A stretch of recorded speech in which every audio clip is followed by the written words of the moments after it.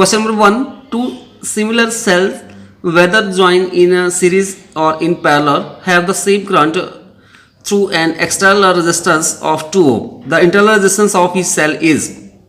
हमारे पास दो सेल है और उन दोनों को ज्वाइन किया गया है सीरीज में या पैरेलल में.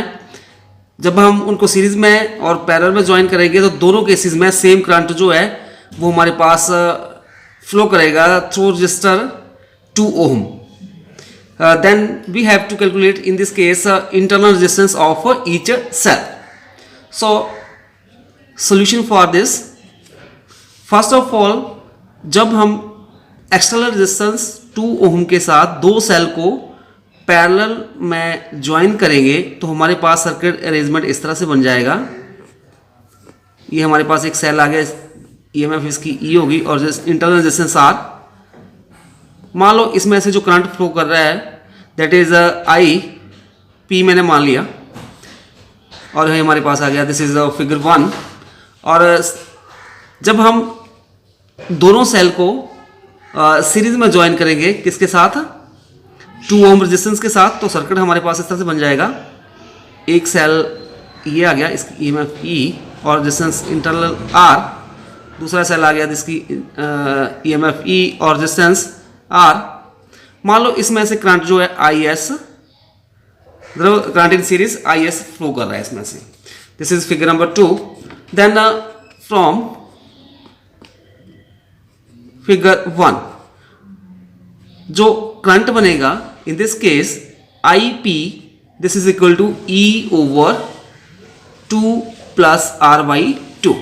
And in case figure second जो करंट आएगा सीरीज में I S, this is equal to 2e over 2 plus 2r. So here 2e, यहाँ से हम 2 कॉमन ले लेंगे तो हमारे पास बचेगा 1 प्लस r. सो 2 के साथ 2 कैंसिल. सो आई एस हमारे पास बच गया, this is equal to e over 1 plus r. According to question दोनों सिचुएशन में करंट सेम दिया हुआ है तो मतलब I P is equal to I S के बराबर हो जाएगा. So this is equal to IP. IP is E over 2 plus R by 2. This is equal to IS हमारे पास E over 1 plus R. E के साथ E cancel. We have left with here 1 plus R equal to 2 plus R by 2. थोड़ा इसको rearrange करेंगे, इसको इस side लेके जाएंगे और 1 को इस साइड लेके आएंगे तो हमारे पास बन जाएगा R minus R by 2 equal to 2 minus 1. यहाँ पे हम LCM लेंगे, 2 LCM आ जाएगा, 2r minus r, this is equal to 1. so 2 इधर मल्टीप्लाई हो जाएगा, 2r minus r, that is r is equal to 2 ohm. तो इस तरह से हमारे पास इन दिस केस जो ऑप्शन थी हमारे पास बी वो करेक्ट ऑप्शन होगी. Question number 2. The external diameter of a 5 metre long hollow tube is 10 centimeter and thickness of its wall is 5 millimeter. If specific resistance of the material is 1.7 into 10 raised to power minus 8 ohm meter, then its resistance is. Question में given है जो external diameter है 5 metre long hollow tube का वो 10 centimetre है और जो thickness है इट्स वॉल की वो 5 मिलीमीटर है और स्पेसिफिक रेजिस्टेंस गिवन है मटेरियल की 1.7 into 10 raised to power minus 8 ohm meter, then its resistance. We know that resistance it is equal to rho L over A. Rho is the resistivity, that is specific resistance, L be the length and A be the area of cross section. So here area आ जाएगा, this is equal to 2 pi r multiply thickness. So this is equal to 2 pi is 3.14 and radius here diameter that is 10 centimeter. 10 centimeter radius हो जाएगा 10 by 2 और this is 5 centimetre. Centimetre के metre बनाएंगे तो ये बन जाएगा 5 into 10 rays to power minus 2 metre. So ये बन जाएगा 5 multiply 10 rays to power minus 2 multiply thickness जो है दैट इज 5 मिलीमीटर है. 5 मिलीमीटर के अब हम बनाएंगे सेंटीमीटर तो ये जाएगा 5 ओवर 1000 मीटर. सो इसको हम लिख सकते हैं 0.5 into 10 rays to power minus 2 metre. So 0.5 into 10 raised to power minus 2 metre. So resistance आ जाएगी रो की वैल्यू हमारे पास है 1.7 into 10 rays to power minus 8. Length है इसकी 5 metre over area that is 2 multiply 3.14 multiply 5 into 10 rays to power -2 multiply 0.5 into 10 rays to power -2। और जब हम इसको सॉल्व करेंगे तो हमारे पास वैल्यू आ जाएगी 5.7 into 10 rays to power -5 ohm. So here D is the correct option. Next question number 3. Current flows through a metallic conductor whose area of cross section increases in direction of current if we move in this direction. A option है the current will change, B option the current density will change, C option the drift velocity will increases, D option the drift velocity will decreases. Question में given है current flow कर रहा है किसी metallic conductor में से जिसका area of cross section increase कर रहा है in the direction of current की डायरेक्शन में।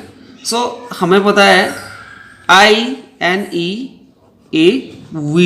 इज इक्वल टू किसका होता है कांस्टेंट, ठीक है। सो हमारे पास यहाँ पे area multiply VD this is equal हो जाएगा कांस्टेंट, क्लियर। अभी ए इंक्रीज कर रहा है, ए जो है इंक्रीज कर रहा है तो हमारे पास डी क्या है, ए इंक्रीज कर रहा है तो वी डी जो है वो डिक्रीज करेगा यहाँ, क्योंकि यहाँ पे आ जाएगा A V D is equal to constant.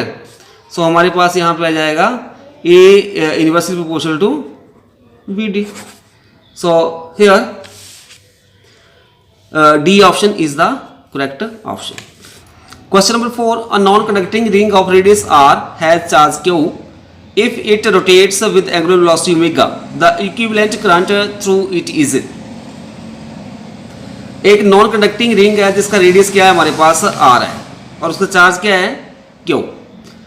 If it is rotate with angular velocity omega, अगर वो एंगुलर वेलोसिटी ओमेगा के साथ रोटेट करेगा तो equivalent current through it is, जो करंट बनेगा वो कितना बनेगा, वी नो दैट जो करंट होता है that is I is equal to charge per unit time और एंगुलर वेलोसिटी क्या होती है 2 pi over T. So T किसके बराबर हो जाएगा 2 pi over omega, clear.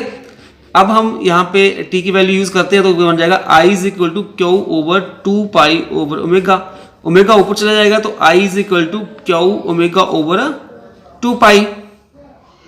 So here C is the correct option. Question number 5.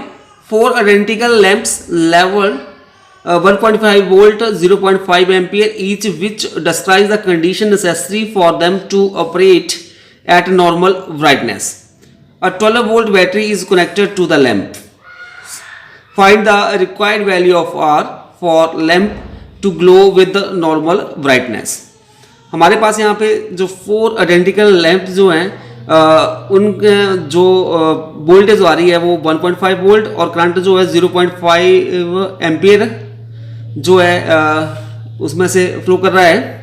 और describe the condition necessary for them to operate at normal brightness, उनके लिए कंडीशन आपने बतानी है, क्या कंडीशन होगी। इन दैट केस जो रेजिस्टेंस आर जो है जो हमने ये लगा के रखी है इसकी कितनी वैल्यू आएगी जिसके लिए हमारे पास प्रत्येक बल्ब जो है वो नॉर्मल ब्राइटनेस के साथ ग्लो करे।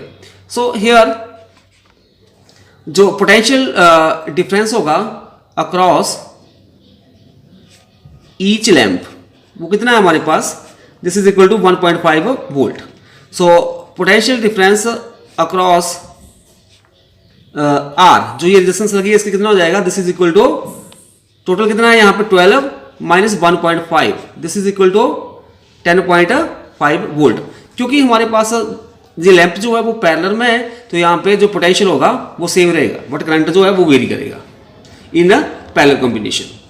अब जो करंट आएगा करंट थ्रू लैंप जो आ जाएगा this is equal to current through lamp आ जाएगा 4 multiply 0.5 this is equal to 2 ampere. Total current कितना बन गया, एक में से 0.5 है तो 4 में से आपके पास कितना बन जाएगा 2 एम्पियर।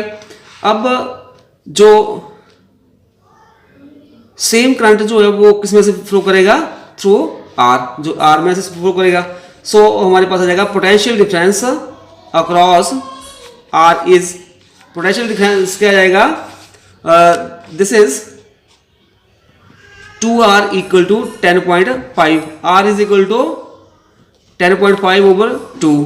सो यार आ जाएगा 2 5 the 10 and 2 to the 4 5.25.